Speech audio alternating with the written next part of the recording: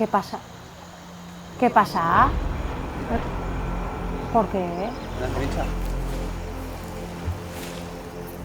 Parece que la tensión ha superado a Raúl y Micha, que inmóviles aún no han empezado la prueba de eliminación.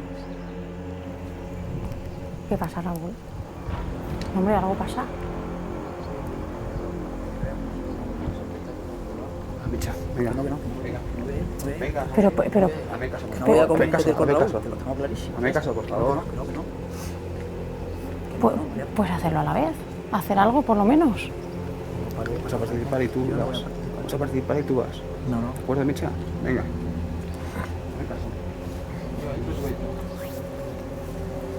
No me ha sentado bien porque yo no lo sabía y me he quedado igual de alucinado que el resto de las personas que lo van a ver, y yo creo que se podían haber hecho las cosas de otra manera. Ya les he dicho yo en todo momento que se pueden hacer de muchas maneras el querer que gane uno u otro, pero no el dejar la competición como un paripé.